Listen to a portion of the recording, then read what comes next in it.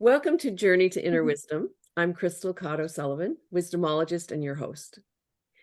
So today we're going to continue our conversation about the human design system. And I have back as my guests, Vanessa Kennedy and Kimberley Banfield.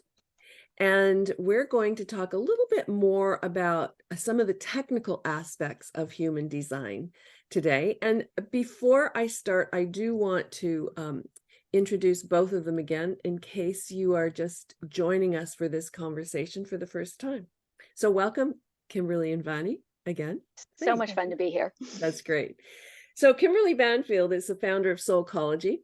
As a mentor, speaker, and teacher, she guides and supports women to find clarity, confidence, and courage to listen to their intuition, heal past experiences, and find and fulfill their soul purposes. What she loves the most is helping women to make their life a moment that matters through living a solar, SOULAR, powered life. And Vanessa, who is a modern living hippie, is the founder of Yoga Living. She guides working women to successfully surviving stress with clarity of their whole selves so that they can amplify their wellness, energize their work and goals, and be a positive force on the issues that matter to them while doing it all. So thanks again for joining me for this second part of our conversation about the human design system. So today we're going to talk, as I said, we're going to talk a little bit more about some of the technical aspects. Last time we had a chance to talk about our own type and a little bit about our strategies and our experiences. And so today we're gonna slip into a little bit more of a technical look at the human design system. So I think we'll start with the 9 centers. So before we start, in the human design system, the person that this was channeled through was given the information that for millennia, thousands of years, we were very much a 7-centered being, so 7 chakras. And in the last century, there was a shift. Actually, before that, in the 1700s, there was a major shift to a 9-centered being. And so we know that we are evolving. We know that, in terms of the way that we think, the way that we work, there's so many things that have evolved about human beings. And more we see that even in terms of the relationships. My husband is a relationship coach, and he really sees that there has been an evolution in terms of how we relate to one another in relationships and how we understand who we are. I think there's also been an evolution there in general. And then very specifically with something like the human design system, there's definitely an evolution of how we are being in the world today. And so, there's so much more to the human design system, but we're going to talk about those 9 centers today, moving from 7-centered being to a 9-centered being. So let's start with those centers, ladies. Yeah, what's interesting is I think, we think of evolution sometimes as moving on. Mm, And what I love about the human design experiment is I see it as really as expansion, mm, that I'm constantly expanding my sense of self, my clarity, my direction. It doesn't leave behind necessarily other parts of me or earlier understandings of me, but it builds on that. And so the chakra system is sort of like in this model is sort of like that. It actually started is a 5 chakra model mm, back with Neanderthals and looking at cycles, right? The lunar solar cycles, the seasonal cycles, the natural cycles, and our ability to understand and function and be part of those cycles. And so we could possibly argue on a different show whether we have abandoned that or not. I'm going to argue that was not the intention. Now that we embody that, no editorial commenting here, just saying. Now that we've sort of embodied that in those 5 chakras, then we were able to expand into 7. And we moved more into the Homo sapien realms of mental awareness, experimentation, science, technology, how to survive and safely and at the next level on this planet, in this life. And now that we could argue that we've sort of solidified a lot of that ability, we don't Mhm. abandon that, Mhm. right? We now expand on top of that. It's kind of like adding floors Mm. to our structure, or adding more like more tiny houses on our compound, right, for our community to enlarge it. So now we've added two more tiny compounds, right, into our nine-centered experience, and then we've added, oh gosh, I have to get this right, splenic and solar plexus. Yep. Yes, right. Okay. I'm like either side, left and right. Okay. I always want to throw a different one in there. So solar plexus, partly because I'm a yoga teacher. So there's a similarity. It's a different model. So some of the language gets mixed up Mm. sometimes. Mm. But we're moving now into sort of, I would say maybe possibly even taking that 5 and 7 level experience and right, building it together into this spirit driven, emotion driven, relationship driven understanding of ourselves, each other, and the world around us. And so now we've got this sort of fuller model for us to continue our growth and expansion into it.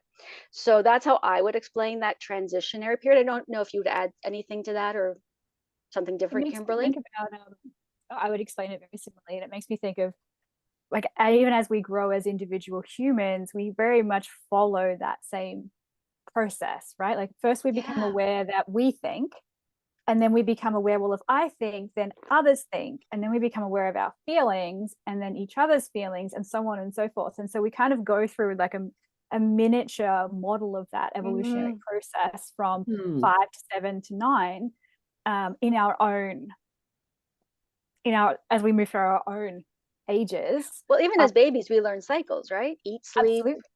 Yes, eat, sleep, repeat. Wake. And then Yeah. as we get older, it's eat, eat, school, maybe yes, another Fun, kind play. of fun, play, eat more, sleep, repeat, Poop. and so on and so forth. And then my understanding is that as we continue to evolve, the emotional solar plexus is actually going to split, and we're going to have another center that's created Hmm. in another generation, that will make us 10-centered beings instead of 9-centered beings. And so we're really gearing up towards that split, if you will, that creation of that new center. And I feel like it, at the end of the last episode, we talked about moving from the mind being the focus into body being the focus, and I feel like this also reflects conditioning, in the sense of, so many of us were taught to intellectualize processes and to make decisions from the mind. And that's not what the mind is for. The mind is for storing information. The mind is for retrieving that information. The mind is for supporting a decision-making process with the evidence that's available, one of the types of evidence that's available to you.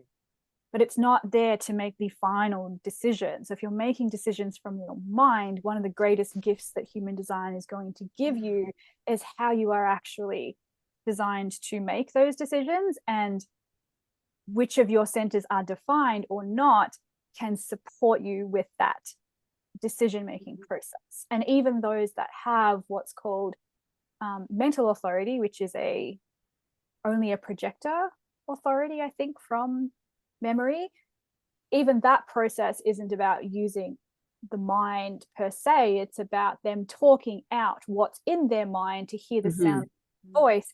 Resonance is what tells them what their decision is. And for them, it's a type of projector, I think, actually.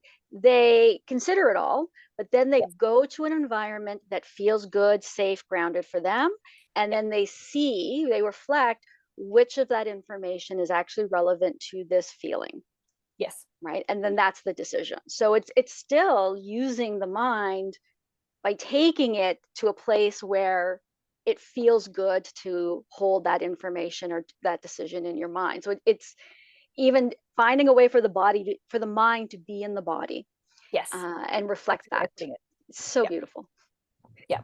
Well, it's interesting because one of the things that my mind has a hard time getting around is that our mind is an observer as opposed to an active participant. Mm-hmm.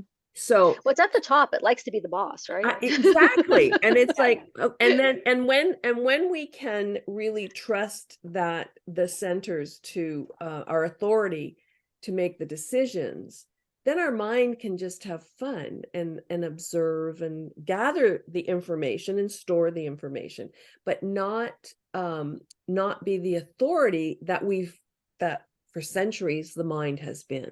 Like, it's really Right. and I think that's really difficult because we've been so conditioned to the mind is everything. We're schooled that way, where we talk about our mind that way. In a sense, we worship people who are thinkers and the intellect. So it's really a shift. It's a major shift to think about it's my body that really knows. Right. What is my body saying about that thought? What is my body feeling about that thought? What is my body telling me? How is my body responding to that thought? Does it make me feel my signature feeling of peace, for example, as a manifest? Or is it activating my not self theme of anger? And what is it telling me about alignment and so on? I like to think about the head center, the very, very top of the top triangle, upward facing triangle, if you will, at the very top of the chart.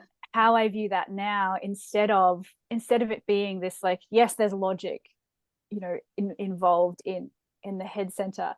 The way that I like to think about it is, no, like, that's my connection to the universe. And if I'm in my head thinking all the time, funnel, then I'm not able to receive, especially like as a manifestor who runs on creative urges and whatnot, I'm not able to receive the guidance that the universe is giving me. I'm not able to receive the divine information that is being provided to me in that space. And then I don't notice and the other things. And it makes me think about, like generators, for example, like, who are here to light the world up. If they're in their heads thinking all the time, then they're missing the things that are lighting them up. They're missing the light that's being given to them through their head center, because they just think all the time. So nothing will frustrate a generator more than sitting in 8 hours of meetings. Yeah. Like, if there's someone in the meeting who's going to say, can we just get on with doing it? It's going to be the generator for sure. And I think that's my brain fought this. Kimberley can testify so hard. But when I thought of it as like that period of intellectual, mental definition, the building of the mental awareness and capacity is now embodied, right? I don't have to think about thinking anymore, right? We have come to the point where that ability is kind of in that level of understanding is in our bodies. We are it. So now the mind can be freed up to be a team player and to do what it's like, how great does it feel when you're given the right job at the right time? Right? It's just the best. And that's really when I let my mind, my mental centers do that, there was so much less stress. There was so much less doubt and anxiety. There was so much more creativity. And then we're going to talk about your centers can be open. And then your centers can be defined. I shouldn't say open. We use that kind of loosely. Your centers can be defined. Your centers can be undefined. I had to think about that word, undefined. And your centers can be open. So this is like, there's so many layers. We could have this talk every week about human design. Defined means is that this is a consistent, energetic, and each of the chakras conduct a type of energy for you. So each, if it's defined, that is a consistent type of energy that flows for you. And you will have what we call gates, which are traits within that that are defined. If it's undefined, it's, you have that energy, but it might not be as consistent. It might sort of come and go a bit more. And you could still have gates within that that are still traits that you do have. And then an open center would be, you have no gates, you still have energy, but you can get energy flow from other people. When centers are undefined or open, it's where you can be the most conditioned, because you're experiencing other people's definition. Like other people have sort of come into this life with that energy really, really solid for them. And so you can sort of learn from them and have real experience of learning the breadth of that energy through that person. But it means that you could also kind of assume their experience is your experience. So we talked about this last time about reflectors, right? So being kind of aware, I'm an undefined emotional center. And so I can amplify. If I ask somebody who's upset how upset they are 1 to 10, they might say a 3. I'm like, really? Because I had you at 7. I'm feeling 7. And so, because I'm experiencing it like a newbie who's just learning about this, right? I'm getting their experience. But I can, very easy for me to carry other people's emotions with me. So I have to have that discernment of cleaning out. And so the centers start to give us that ability to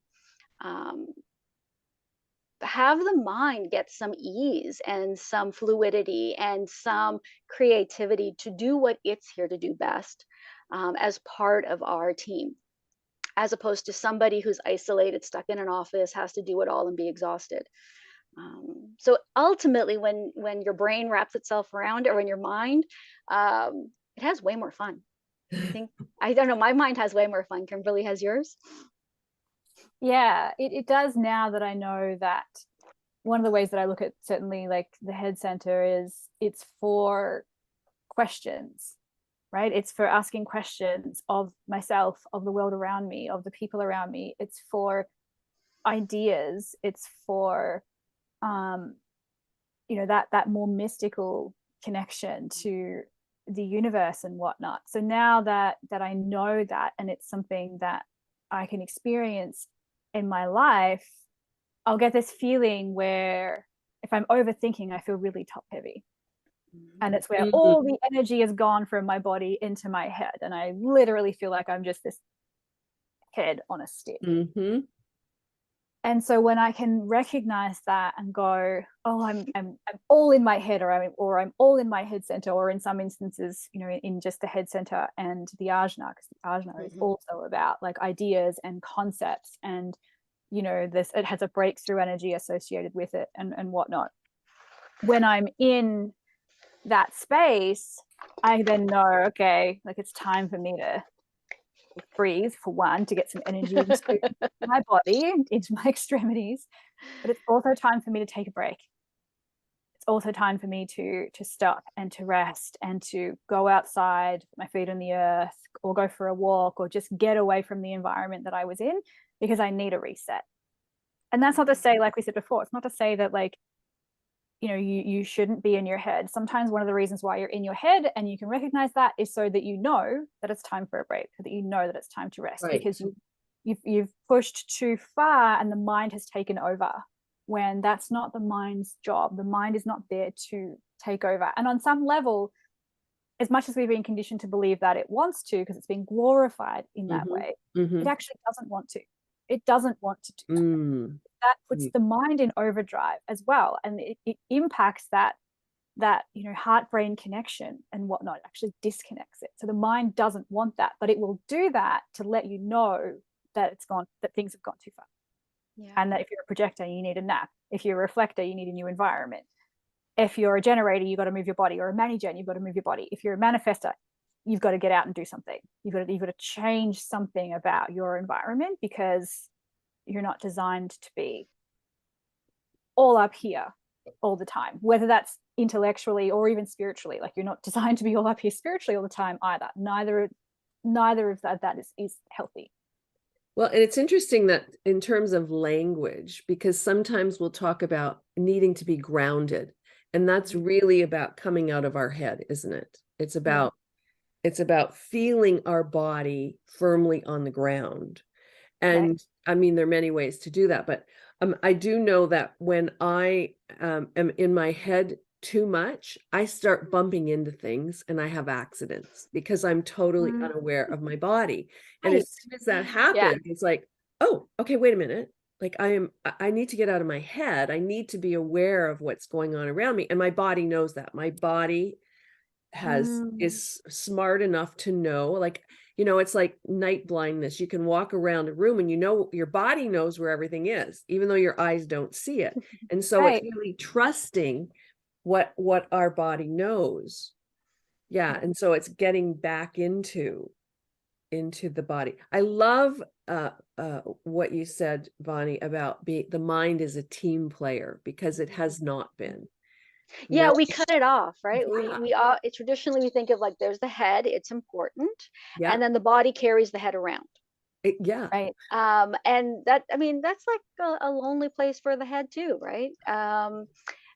So when we can make that connection, we often, you know, we hear the phrase mind, body, spirit all the time, but when we can connect all the aspects of ourselves to work together, it's just a more enlivened experience, and there's more room for creativity, and it also frees us. So I have an open, so we have two chakras in the head or crown chakra and ajna, and they're about knowing, thinking, opinions, as Kimberly said. And in the past, trying to like solidify the right thought, I would take reams of notes. I would try to memorize everything. I would have to like, what if I give the wrong answer?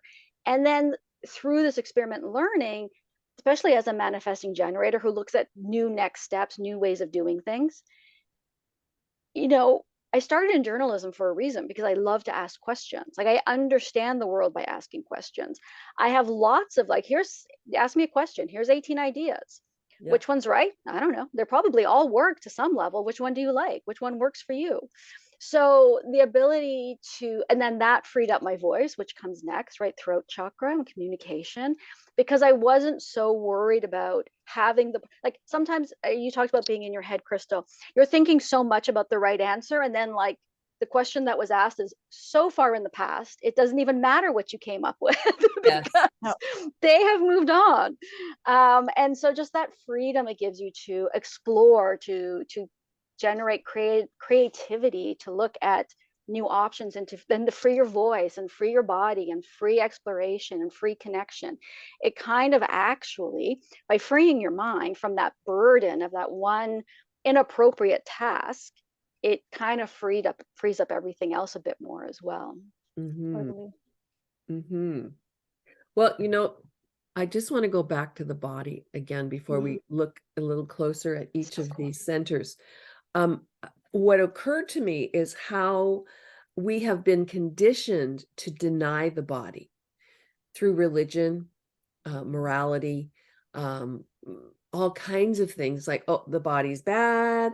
And so we just don't pay attention to our body enough, because it's like, well, and just covering it up, as opposed to it's a beautiful thing and it's also very useful. You know, I like the I was reading an article about this the other day, and it talked about the body being the vehicle. Like this is the vehicle, and our mind is just the passenger. So the mind is just coming along for the ride.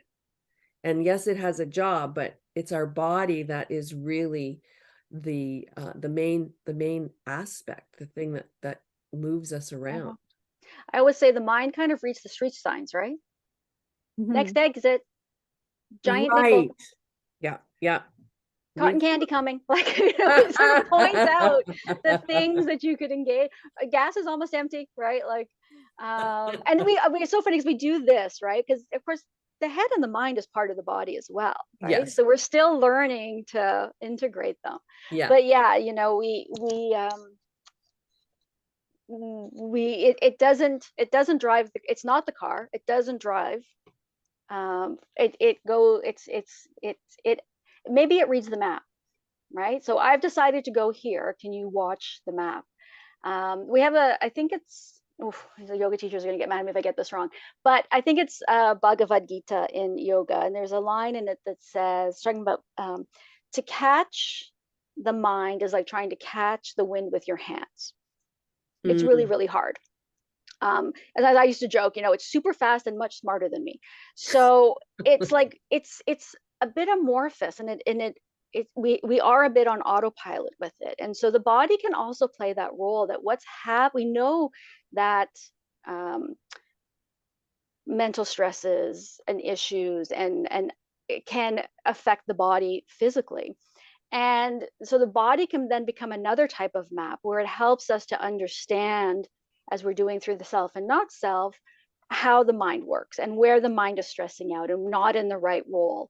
And so, again, that's a sense of that relationship where the body can, because it's tangible to us, Mhm. can, when we pay attention to it, when we really live inside of it, it can give us that access to those patterns and those needs and that awareness in a really lived experience of it. So can we go through the difference? You started talking about, the head, the anja, and we got to the throat. So how about the rest of the centers and what they are?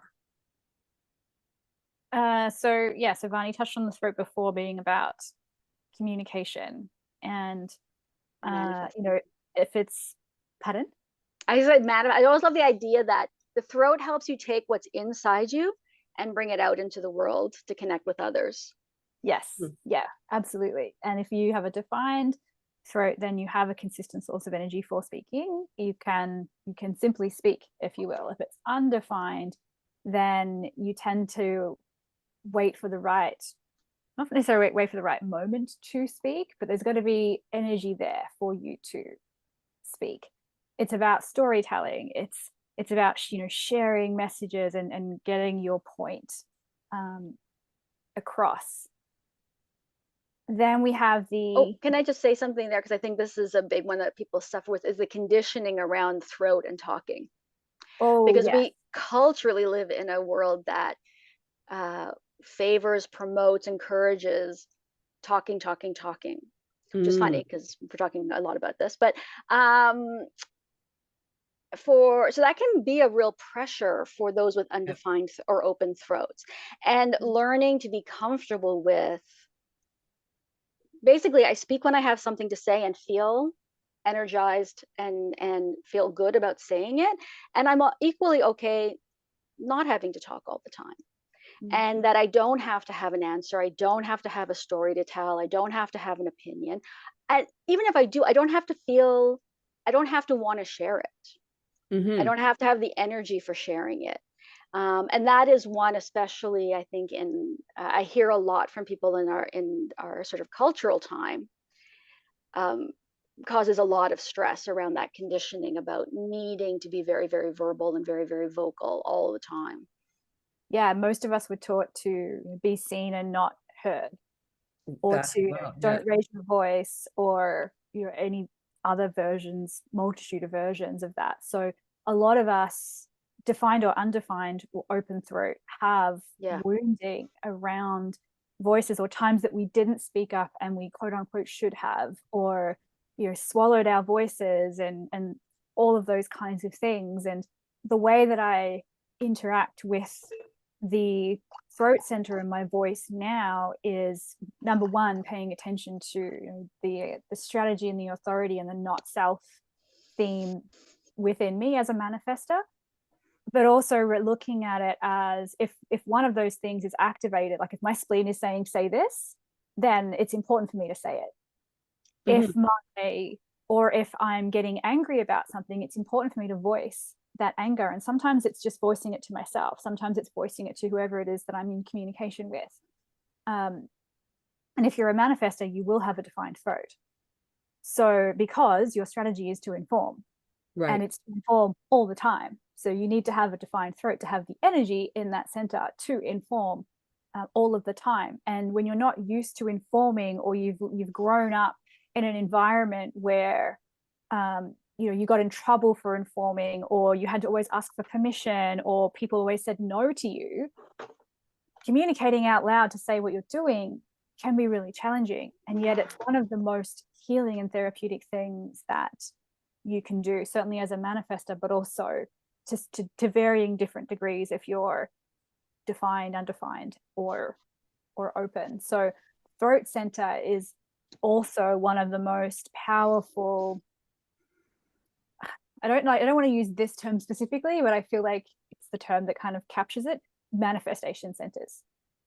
Because you speak things into existence through the throat center. It is your communication with the universe, your communication with the energy around you, whether that's person energy or universal energy or whatever it might be. It all comes through the throat. So doing a lot of healing work on throat wounds is really important, no matter whether it's defined, undefined, or open. It's interesting. As a projector, I have no motor connection to my throat, which is why I'm a projector, because I can't manifest and I can't generate. Well, you can manifest, it just looks different. Right. Than it does for the way that you manifest. Correct. In terms of starting things. Yes. Yes, but the timing will be different. There'll be an invitation that will. Right. Yes. And then you'll know it's the right time for you to share something, to speak something, because the invitation was correct. That's right. So it's the invitation that it's not coming from me. It comes invitation and then the manifestation. Yeah. Yeah.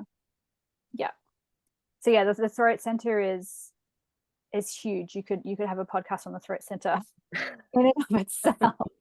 Yeah. For sure. 9 new podcasts coming up. Yeah. Okay. Then we have the G center, Mm-hmm. or the identity center. And this center is all about like kind of who you are, your identity and your direction in life. And there's also some large components of self-love in this center as well, and really appreciating who you are, knowing who you are, understanding who you are. If you have a defined identity center, or G center, then you have a fairly decent awareness of who you are, and that is similar day to day for you. Doesn't mean you won't have other identities that you'll try on, but you have a pretty solid sense and awareness of, well, no, like this is who I am, and this is where I'm going, and this is just what I do, and that's just how I am. If you have an undefined or open identity center, which I have, then you're a little less sure on that. And the way that I like to reflect on this for me personally is, if I look in my wardrobe, there's a lot of different types of clothing in there. And it's because I don't know who I'm going to be each day. So I have clothing that reflects the different elements of me on a day-to-day basis. So I get up and intuitively it's like, okay, what parts of me need to be expressed today? What parts of me need to be used today? What parts of me are being called forth today? Whereas someone with a more defined G center may have a theme throughout their wardrobe, or a consistent color scheme, or a certain style that they like and that they wear all the time. I don't have that. Yes, I like florals and I like more like feminine clothing, but that's kind of about where it ends. Like, it's quite an eclectic collection, and I don't always know my direction and where I'm going in life. Like, I don't have that certainty, which sometimes can infuriate those around me, and I'm still coming to peace with the not knowing, like the uncertainty that exists in that space for me. And it is very much a process of learning to love that about me and seeing the magic that exists in the not knowing, but also the, wow, I get to discover that about me. I get to uncover these different aspects and elements of me. I get to meet new parts of me all the time, because that's not a center that I have consistent access to energy. It's not a space where I feel certain. However, it does mean that it's also a space where I can be deeply conditioned, which means I can become like you, Crystal. I can become like you, Vani, and I can make myself fit right in. Interesting. And I can lose sight of myself in those spaces sometimes, unless I get deeply rooted into me first. And I can appreciate that there are ways in which I'm like you and ways in which I'm like you, but I'm still like me at the same time. And I think it's a good point to, you know, we sometimes, you know, the self and not self, the defined, undefined, high expressions, low expressions. These are things, you know, we love, you know, the opposites more than the harmony of opposites sometimes. But I think we sometimes fall a little bit into thinking of them as good or bad, right? As opposed to part of the tool. They're all here to serve you and understanding you and your alignment. So even, I mean, you mentioned this last time, Kimberly, the not self, like, why am I having anger? Where is this coming from? What does this tell me about me? What does this tell me about what I need? Can actually be very useful. Exactly. Not necessarily fun or pleasant, but useful. It's still a tool designed to support you in this journey of living, this practice of living.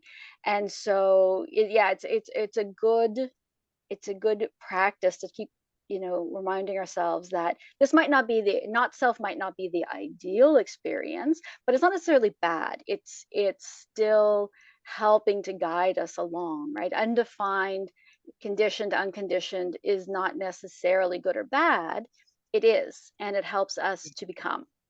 And that's part of that expanded experience as well.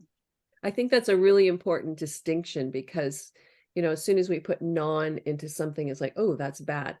They're all neutral and they're all learning tools. I can learn from my defined centers. I can learn from my non-defined centers. I just have to be aware of what is it that I'm going to learn through this process. Exactly. Yeah. Yes, because there's so much wisdom that comes from the undefined and open centers. That's how you learn about the world. That's how you learn about other people. So, and it's just like the not self theme is there, like we said in the first part of this, is there as that buffer or that bumper that you bang up against to go, oh, okay, I've become too much like Crystal, or I've become too much like Barney in this situation with the G center. I'm angry about that, or I'm angry that they've lost sight of me and they're expecting me to be like them. Now what do I do to come back into a place of peace? Or now what do I do to go from frustration to satisfaction, or from bitterness to success, from disappointment to surprise, or I think I covered them all. That's all of them. Managers will throw you because we get everything. I always laugh because if you read a book, it'll be like, you read the manifesting generator side, and they're like, now also go read the manifestor section and the generator section. Like, oh, come on. How did I get so much homework in my design? Come on. So I get to be frustrated and angry when I'm not self. Right. Yep. Really mean it. I apparently need a much harder bumper rail to hit than other people do. Well, let's move to the heart center. Yeah, so the heart center is, I think it's a really interesting one, and it's one that so I have a defined heart or ego center, depending on which school of thought you know, you want to apply to this.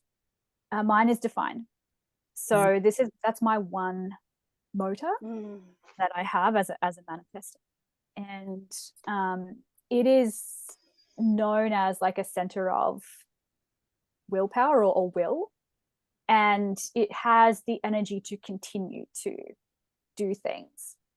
The thing with this being a defined center for me is that when other people are in the presence of my energy and they have an undefined or open heart center, they can feel like they can do anything, and I can make them feel like they can do anything. And then they can get off a conversation with me, or, you know, move on throughout their day and go, oh, now I've lost the sense of that, or I don't actually feel like I can do everything and anything. So I've got to be really mindful of the way in which I connect and communicate with people, so that they don't get caught up in the powerful sense that this energy center can bring to a space, to a conversation, to a project, and really check in with them and go, but what feels right for you? What's your capacity in this space? What are you available for? What are you able to do? What feels good for you? And so on and so forth. Because it looks like it's the smallest center on a body graph chart, but the energy that it carries, like I've got to be really mindful of not being forceful in this space. This center is also about your sense of worth, like self-worth, as well as how much things are worth for you, which is often that payoff between, okay, like if I keep doing this, if I keep using energy in this space, what's the payoff here? What am I going to get out of this space? And it's about your desires as well. It's like being aware of what you desire in life, but also what your desires are as a human being. Like what needs do you have that need to be fulfilled for you? And then how also are they connected to, your community and so on and so forth as well. Cool. How about the spleen? Oh, the spleen. I love the spleen. That's You're our spleen expert, Kimberly. The spleen is all about, there's two main areas for the spleen. The spleen is really about intuition and health. So the spleen will tell you intuitively what is correct for you. And it will also tell you intuitively what is healthy for you. So, and we really play with this a little bit in my house, because I will look at food in the fridge if it's been there for, a few days, and I will go, nope, instantly. I know that it is not going to be a good idea for me to eat that food. Huh. My open spleen husband, on the other hand, is like, she'll be right. I'll eat it. I'm like, that's not a good idea. Like, I'm telling you. That is a good analogy. It is true. But it also speaks to the health of environments as well. So like there's aspects of, we talked before about reflectors. This is one particular space where we all get to experience a little bit about what it's like to be a reflector, because it will tell us how healthy a space is for us or not. Now, one of the biggest things with the spleen center is it comes with a lot of fears. Each of the centers has fears associated with it, but the spleen really experiences these fears quite dramatically.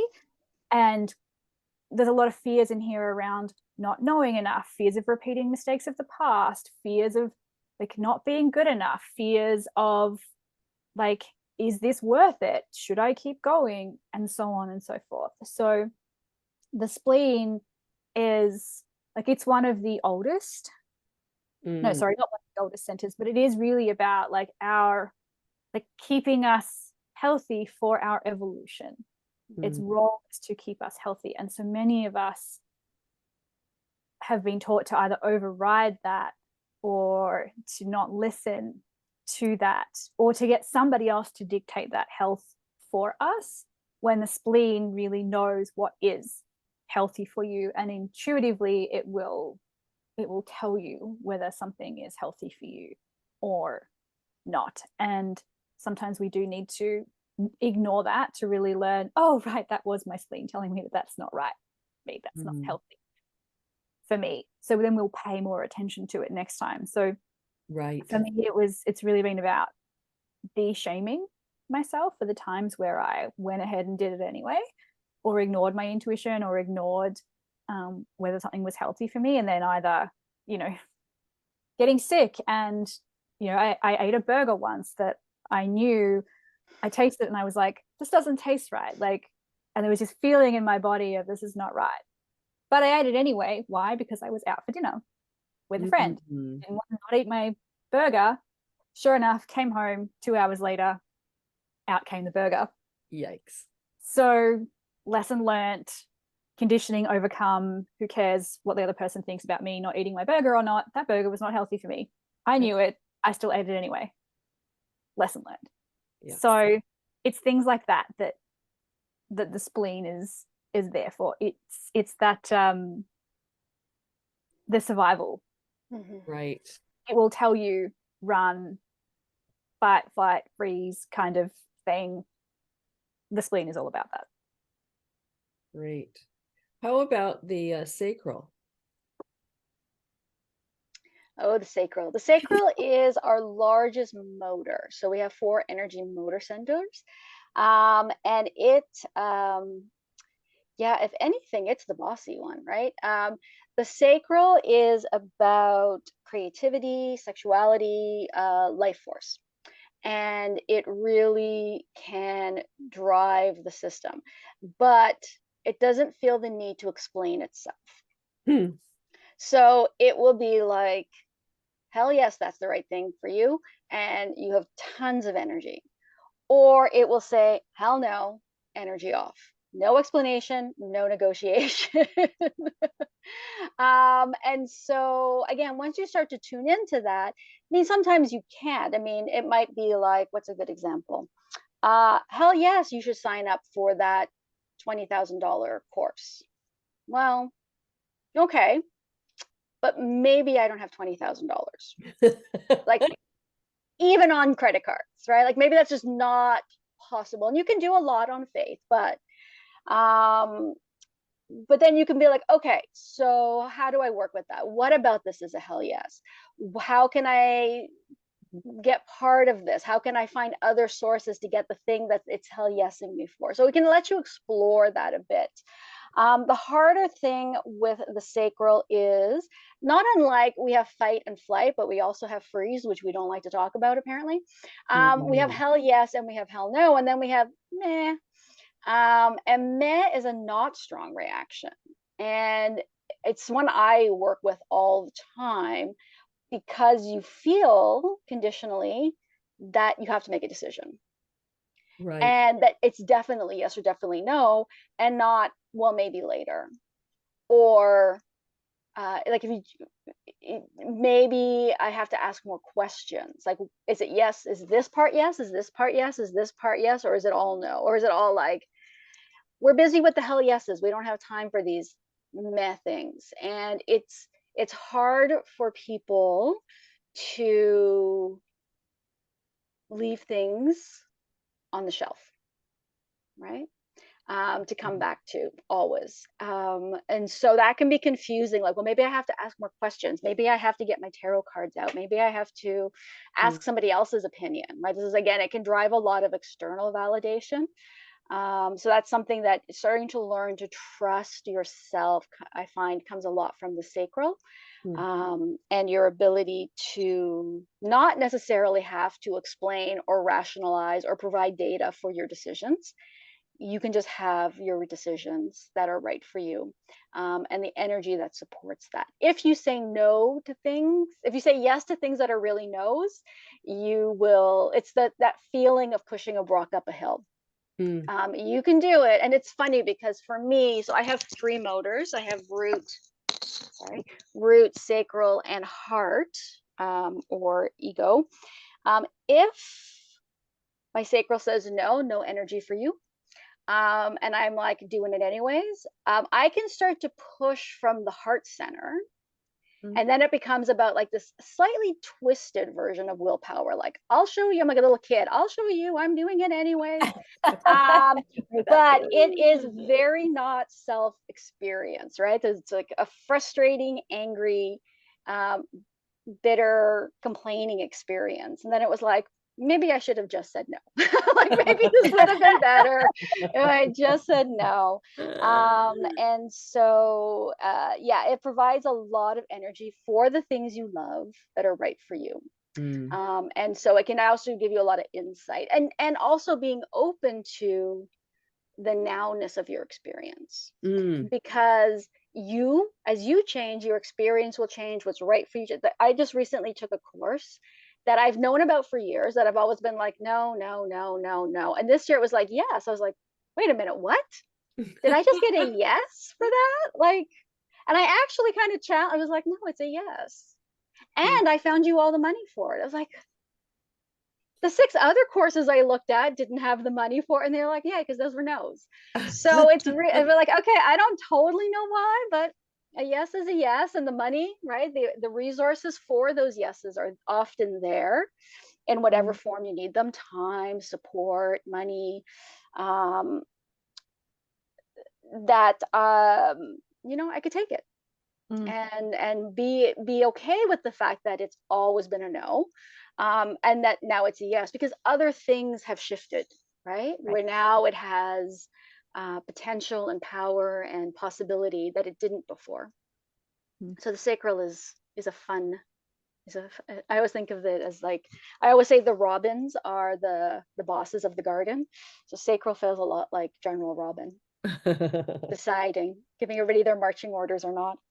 Okay, so we have about a minute for each of the root and the solar plexus, and we'll leave it as a cliffhanger for people. Yeah. All right. Well, how about I take root, Kim, and you can do solar plexus. Root is similar to chakra. It's also a strong motor, and it is a take action center, right? To be in this life, be in this body, doing things with this life. But it's also what we would call a pressure center, where it doesn't necessarily have an on-off valve tied to authority like sacral does. It's more like do. Let's do more. Let's do something. Let's do anything. And so it depending on where it ties into. So mine ties into my spleen. And if I'm not using it, it might be then sort of goes, really? You don't want to use me? Maybe we'll hang out in some of these fear gates of yours about accomplishing things and being responsible and not making past mistakes, right?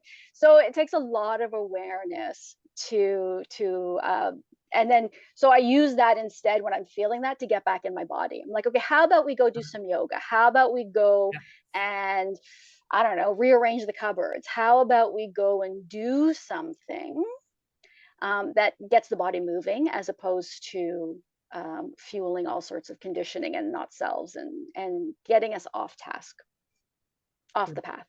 Cool. And solar plexus. So the solar plexus is one of the other 4 motors, and this is it's called the emotional center because it's all about emotions. It's about emotional awareness, and it's about passion, and it's really a center that's about making sense of your experience and utilizing your emotions in that space. It's about wisdom. It's about connection, and using emotions to give you like a greater like awareness of yourself, of other people, and your connection to yourself and to other people.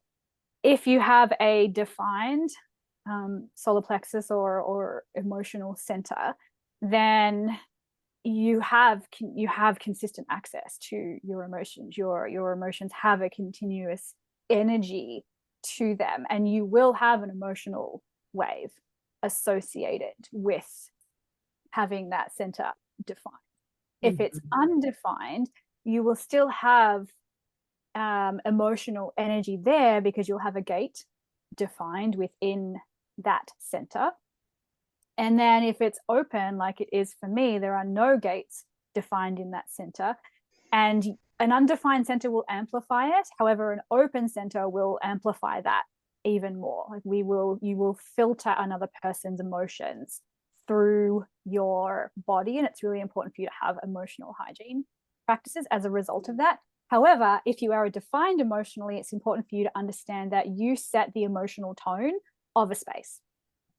So if you come into a space and you're feeling, say, like emotionally heavy and you've got a lot of stuff going on, you will bring that into that space and you will set the tone of that space, which means all the undefined and non-emotional people will filter that through their bodies and amplify that. So one person being defined can then like fill up a space. Yeah. Because all of the other people who are not will take that on and create more and more and more of that. So it's really important for those with defined emotional center to really check in with where they're at when they're entering into a space.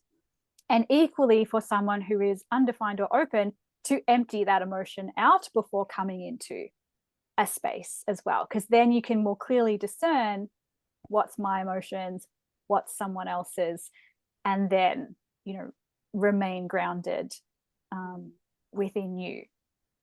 So the emotional center is a big one. And it teaches us that not everyone does or has to feel the same about everything, right? So I always sometimes think of this as a great center for, it's the intersectional center, right? Like it can start to make that connection to everybody has an emotional stake in this situation, this community, this world, and we can sort of recreate the pie by understanding and experiencing that from each other, so that things that we might never experience or feel, we can learn by engaging and holding that space for others, so that we do have that empathy, that understanding, that expansion of awareness that allows us to move from that sort of fuller place in the world around us. Bonnie, you're right. We could do one a week. Without a doubt. Without a doubt. It's, and if nothing else, it's nerd heaven. Like, it's so much fun. I know, exactly. Well, thank you both. Thank you both for joining me today. This has just been a great conversation, a continuation of our last podcast. And who knows, maybe. And apparently 42 more to come. Maybe. Fantastic. Okay, so I want to thank my listeners for joining us today, and I hope that you found this interesting. I will post the links to where you can have your human design chart generated, and also, and most of those generating apps are free, so you yes, can get it for free. You can get your chart, and then, you know, they're great books. There are lots of resources to learn about it. Also, I mean, you could contact Vani or Kimberly, who are also coaches that can work with you on this. And I will also put their links on the podcast. So you will be able to contact them about the human design or other work that they're doing. So thank you. And I hope to see you again on the journey to inner wisdom.